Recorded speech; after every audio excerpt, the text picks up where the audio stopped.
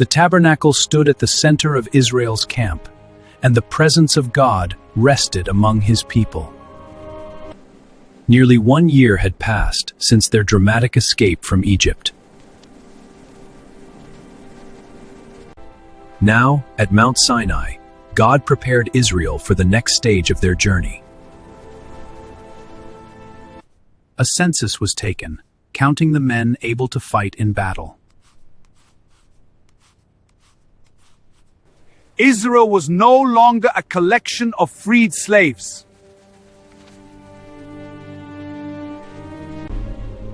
They were becoming a nation.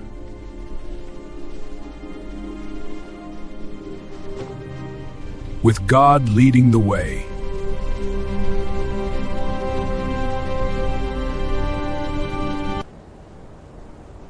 The time had come to move toward the promised land. At God's command, the cloud above the tabernacle lifted, and the camp began to move. Trumpets sounded.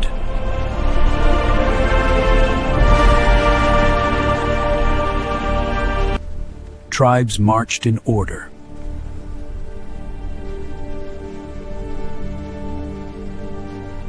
The Ark of the Covenant went before them. Yet it did not take long for complaints to rise from the people. The hardships of the wilderness made them forget the miracles they had witnessed. Instead of trusting the God who had delivered them, they grumbled about their circumstances. What began as a journey of faith soon revealed the condition of their hearts. The Israelites longed for the foods they remembered from Egypt and grew tired of the manna God provided each day. Their constant complaining angered the Lord and exhausted Moses. Overwhelmed by the burden of leading such a large nation, Moses cried out for help. God responded by appointing 70 elders to share the responsibility of leadership. He also sent quail in abundance, but the people's craving exposed a deeper problem. Though free from slavery, they still struggled to trust the God who cared for them. Even within Moses' own family, rebellion appeared. Miriam and Aaron questioned his authority and spoke against him.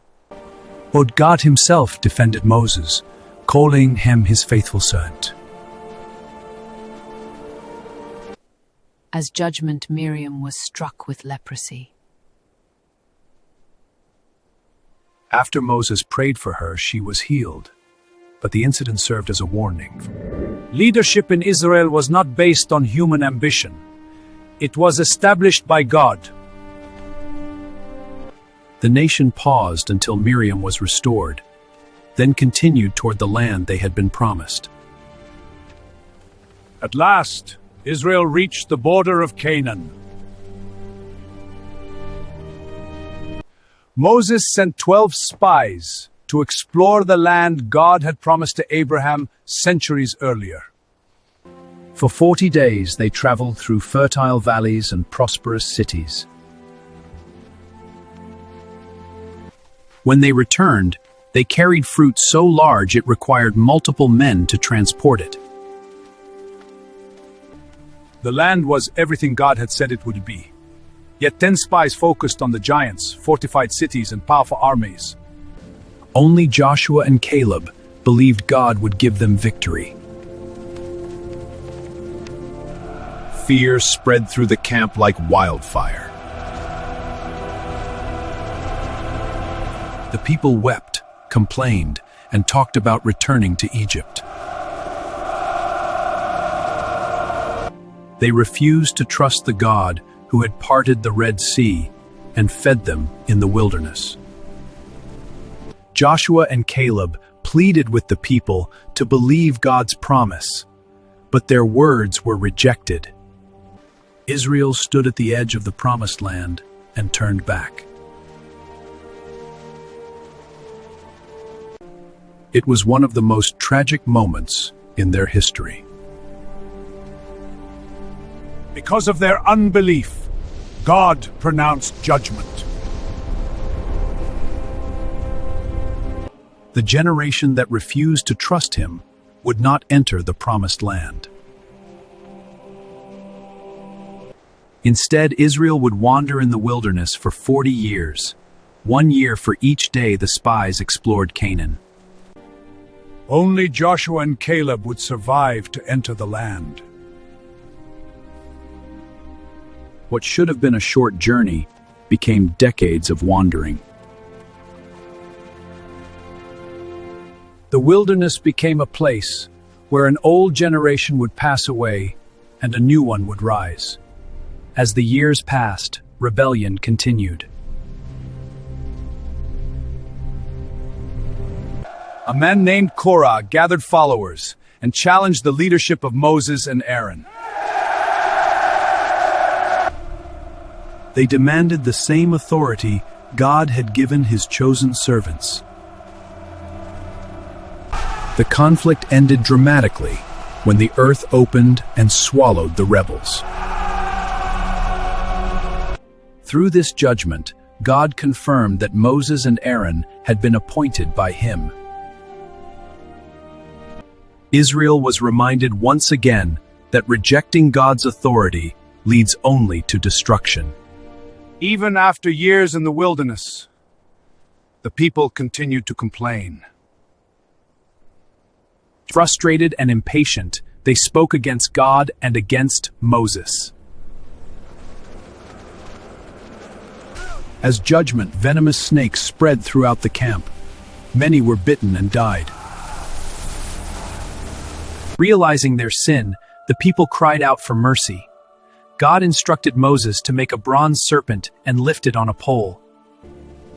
Anyone who looked upon it in faith was healed. It became a powerful picture of God's mercy and a sign that salvation comes through trusting him.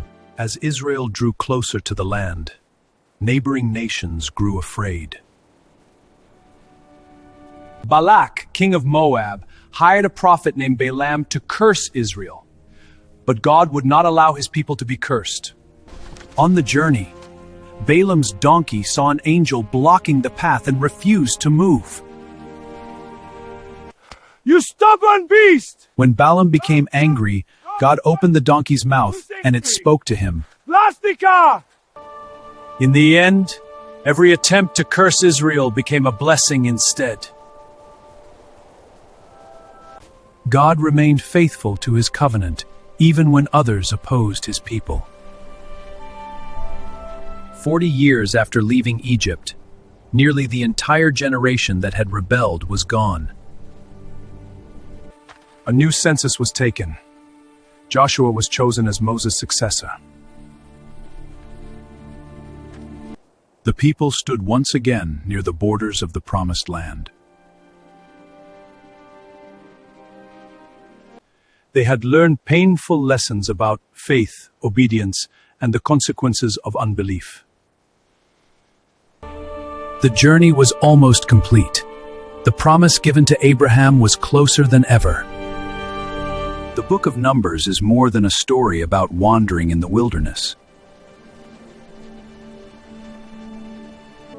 It is a story about God's faithfulness, despite human failure.